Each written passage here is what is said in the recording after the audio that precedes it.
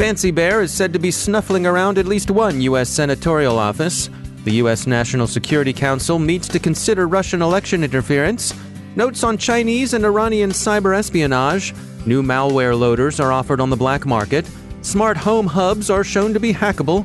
Tenable enjoys a good IPO. And a burglar in Silicon Valley didn't say your money or your life, but rather, dude, I'm out of data. Can I have your Wi-Fi password?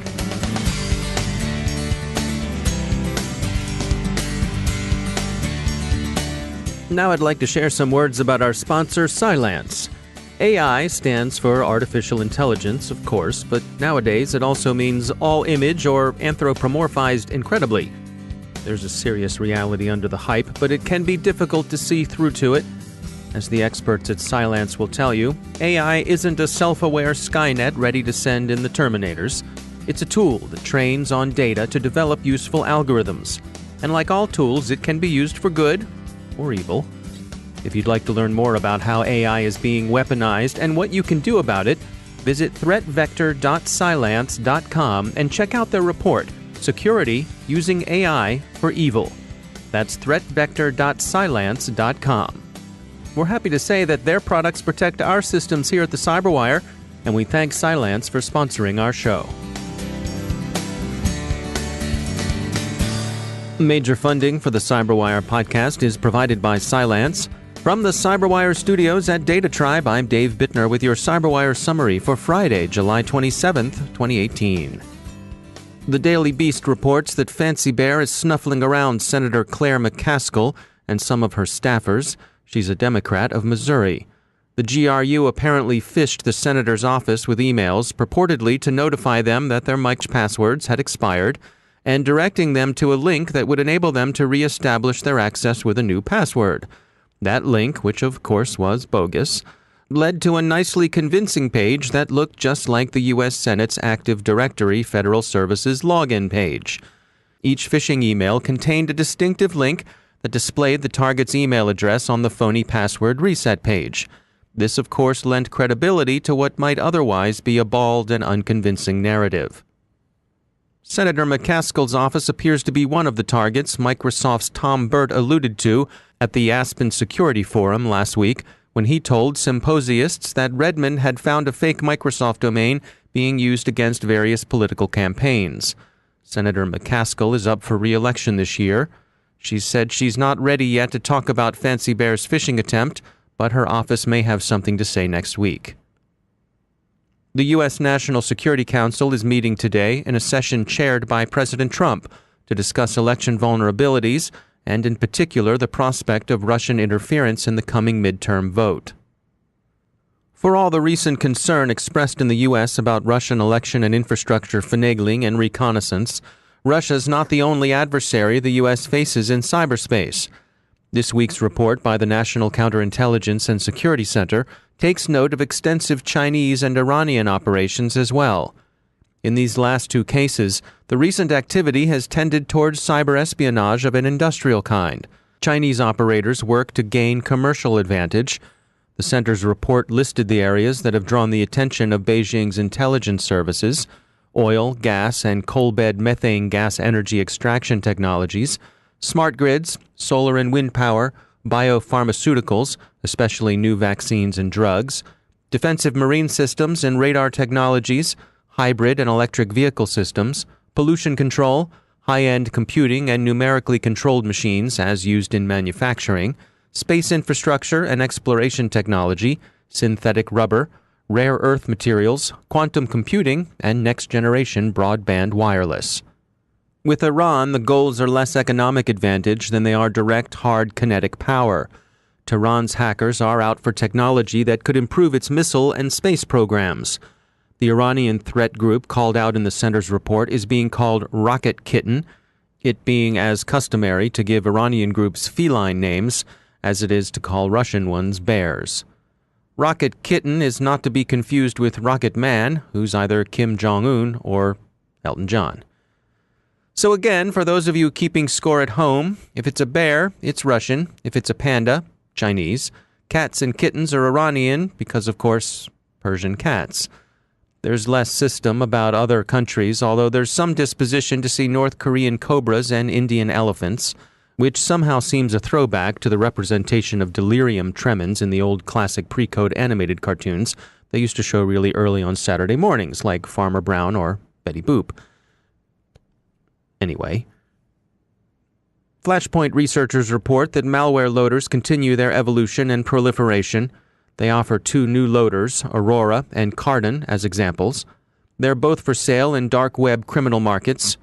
Aurora boasts that it's not only undetectable, but that it also features the ability to create self-healing bots. Cardon's selling point is simplicity. It arrives on victim machines with what Flashpoint calls a fully integrated bot shop. Cisco's Talos group has found 20 vulnerabilities in Samsung SmartThings hub controllers. They say flaws could enable attackers to control the smart home from light bulb to thermostat and to remotely monitor activity through connected devices. Cisco discloses these discoveries responsibly, so Samsung has had an opportunity to develop fixes. Users should look for updates. Google's security keys, which the company says protect its 85,000 employees from phishing, look good, but unsurprisingly, they're not a 24-karat perfect password alternative. KnowBe4 suggests ways in which the keys might prove hackable. Again, that's not to say that the keys aren't a good thing, but it is to recognize that cybersecurity deals with conflict, and that conflict occurs among human beings who see, learn, react, and adapt. Tenable began offering its shares on the NASDAQ yesterday, and its debut was a very good one, up 32% at closing. Investors like its subscription model and have given the company a value of somewhere around $3 billion. 2 other IPOs in the sector that analysts widely expect in the not-too-distant future are CrowdStrike and Tanium. Those who work in the industry will recognize buzzword bingo, which may be played during long sessions of PowerPoint in corporate offices. If you hear the briefer offer a sentence like, "We'll leverage synergy for an out-of-the-box disruptive innovation," you're entitled to holler, "Bingo!" You can play a similar game with the news, cliché bingo. Insofar as the news instantiates clichés, and it must be factual news, not opinion journalism, track it on your card and look for 5 in a row. Here's a story that's almost there. Ars Technica reports an arrest in Palo Alto, California.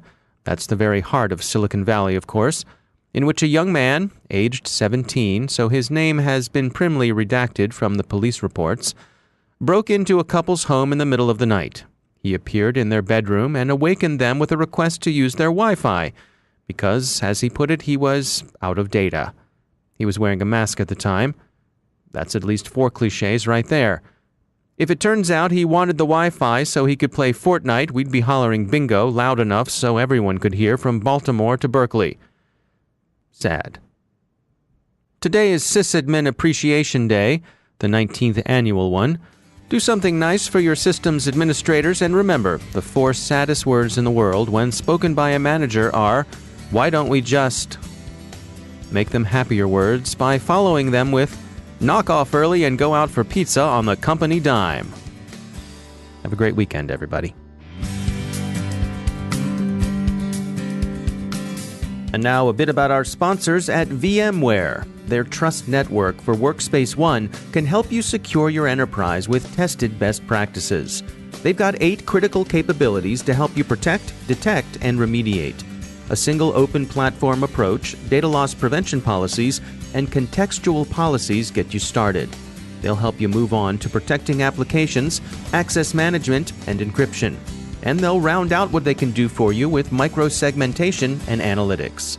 VMware's white paper on a comprehensive approach to security across the digital workspace will take you through the details and much more. You'll find it at thecyberwire.com/VMware. See what Workspace ONE can do for your enterprise security. thecyberwire.com/VMware. And we thank VMware for sponsoring our show.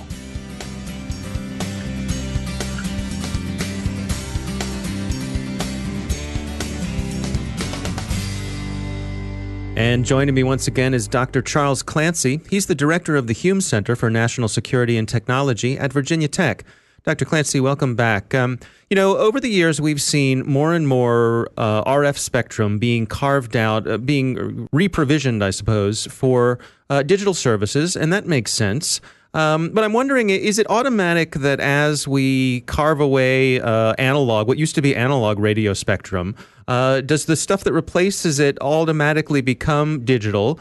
And are there cases where it makes sense to sometimes leave things analog? That's a great point. If you look at the transition of many different types of wireless signals, we've seen the transition of FM radio to digital. We've seen the transition from broadcast UHF and VHF television to digital. And even the cell phone standards that we use, 1G cell phones were all analog, but as we've moved to 2G, 3G, 4G, and now 5G, they're increasingly sophisticated and increasingly digital. So I think there's a variety of perspectives you can take on that. First, digital is always going to be more efficient. You can always pack more data into the same spectrum and do it in a more flexible way if it's digital. But a digital transmission and receiver system is inherently more complicated, more sophisticated. If you think back to perhaps the 1970s and 1980s, being able to build a crystal radio and listen in to FM and AM broadcasts, sure, that's really not possible with modern technologies. But even from a security point of view, I think about something like, before everything went mobile devices, we had cordless phones in our homes. And the analog ones, your next door neighbor with a scanner could listen to your conversations. When they went digital, they couldn't do that anymore. Oh, exactly. So digital offers the ability to provide encryption and authentication that you really can't do in an analog context. And in fact, that was one of the big use cases for 2G, was that the 1G phones of the 1980s, particularly on the West Coast, there was so much fraud that the networks were starting to fall apart because no one was paying for service. So one of the driving use cases for 2G was, well, if we can actually use encryption to effectively authenticate users and effectively bill users. Now, are there still some legacy systems out there? I'm thinking, for example, of things like air traffic control. They're still on an analog system, aren't they? Yes, there are many systems that are still analog, from shortwave radio to VHF. A lot of the amateur radio bands are still all analog. And then certainly, as you point out, things like air traffic control are still primarily analog. Analog has a lot of features going for it. Generally, the quality of the signal is better over longer ranges. However, again, it lacks those security features. So air traffic control is an interesting example where we want resiliency and we want to have less sophisticated transmitters and receivers so that we're more guaranteed that the system will be available and functional. But at the same time, it leaves them open to jamming and spoofing and other sorts of attacks, which potentially could be catastrophic in a scenario like air traffic control. No, it's interesting. All right. Well, as always, Dr. Charles Clancy, thanks for joining us. Thank you.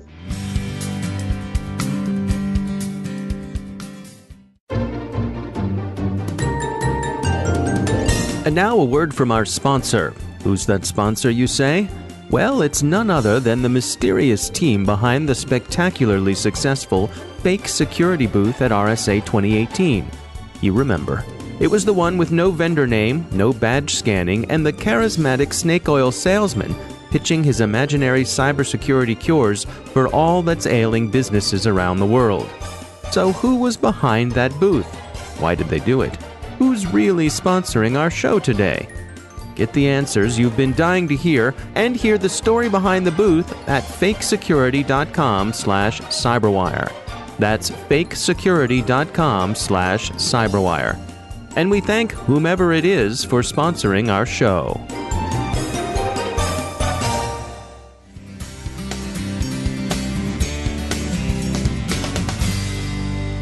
My guest today is Lisa Beagle. She's Akamai's Senior Manager of Security Intelligence. Today we're discussing Akamai's summer edition of their State of the Internet Security Report. Now, what are you seeing in terms of overall longer-term trends? Is the velocity increasing? Are the abilities to fight these things keeping pace? Where do things stand today? So I would say that I've seen a couple of things. One is this year I'm seeing the multi-gig attacks again.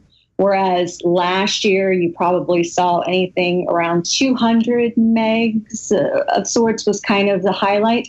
But I also, attribute that to the fact that the attackers got smarter. And what I mean by that is, from an alerting standpoint, they understand what those thresholds were. So if you hit somebody with 100 gigs in 30 seconds, the chances of there being an actual documented alert minimizes. So when you're looking at actual attack activity, you're seeing some of those smaller numbers. Whereas now I'm seeing that trending of, 2 gigs, 10 gigs, 100 gigs plus types of attacks. I mean, obviously the 1.35 terabits was significant. And there were some indicators prior to that of 200 plus gig attacks. So you are seeing that. I think the other thing is there's more access. So when you're looking at the uptick of overall attacks themselves, that increase, there's a huge mix of, the gamers, the script kiddies, as well as some of the more astute and educated type of attackers. And discerning the two becomes a little cloudy because you do see in some instances targets that see both. And in some instances, you see just that specific targeted. So that memcached attack, that was specifically targeted to a single organization. And you could identify that. You didn't see that overlap of attack activity. So I think that because you have more resource, and one highlight would be the YouTube attack with the 12-year-old developer. And, I had a conversation with somebody before, and they said, well, yeah, he's 12. That being said, the complexity associated with the attack meant that he was capable. And the fact that you are seeing younger folks that have those types of capability is concerning from a futures perspective. Yeah, I think it's an interesting perspective. I mean, when you look at, the ability to amplify attacks, the way that the memcached attacks took place, there are multipliers there, and you have to wonder what are the unknowns in the future in terms of capabilities to that level of amplification. Yeah, and that's the thing. I mean, that was obviously a rarity. That doesn't necessarily mean it's an anomaly. There are probably things that a lot of us aren't aware of. I mean, this was something that I do believe was identified several years ago, but it was the change that was made by Linux inadvertently, so to speak, that really did cause the greater collateral damage from an exposure standpoint, whether that's because organizations didn't have enough resource and weren't aware of that being exposed, or, just because of the change itself. So it's hard to say, but you have to believe that once things are out there from a vulnerability standpoint, there are ways to then adapt and conform them. And I think that's kind of the risk that we face today. There's so much out there that it's hard to say where the next thing's going to come from. I mean, there's always chatter with some of these botnets. And you see the old toolkits being reused. You're seeing, even from a takedown perspective, things that were taken down many years ago, reemerging in a different way. So it's kind of an arms race of sorts. Now, what are your recommendations for folks looking at the trends as you're tracking them? What are some of the things you recommend in terms of folks protecting themselves? I think first and foremost, understanding their own environments becomes key. And I know that's not always easy, but you have changing resource, you have changing network configurations, you have changes within providers themselves, but really wrapping their heads around what their environment looks like first and foremost, and keeping track of that is very, very important, whether that's from acquisitions or downsizing. So I think that in of itself exposes a customer in some way. The other thing is ensuring that once they've kind of identified those components in their environment, making sure that they aren't vulnerable in some way. And if they are, taking action or assessing what that risk potentially could be from a business perspective. And then incorporating all of that into their internal runbook or playbook of sorts, and identifying what is acceptance of risk, what is not, who are our providers, where do we have some level of exposure, what's our redundancy, and then executing that. You've got to practice it, you've got to understand it, and you have to do that at a minimum every quarter, because everything is changing. We change our environment, the customer changes their environment. So anything as it relates to reacting, identifying, seconds, minutes can be incredibly impactful from a decision-making standpoint. from an identification standpoint. So if I had to say anything, those are kind of those key components in understanding your environment, practicing and executing, and understanding what that risk might be. That's Lisa Beegle from Akamai. You can find their summer edition of the State of the Internet Security Report on their website. And that's the CyberWire. Thanks to all of our sponsors for making the CyberWire possible, especially to our sustaining sponsor, Cylance.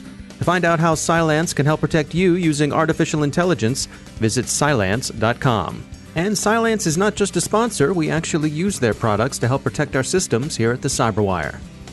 And thanks to our supporting sponsor, VMware, creators of Workspace ONE Intelligence. Learn more at VMware.com. The CyberWire podcast is proudly produced in Maryland out of the startup studios of Data Tribe, where they're co-building the next generation of cybersecurity teams and technology. Our CyberWire editor is John Petrick, social media editor Jennifer Ivan, technical editor Chris Russell, executive editor Peter Kilpie, and I'm Dave Bittner. Thanks for listening.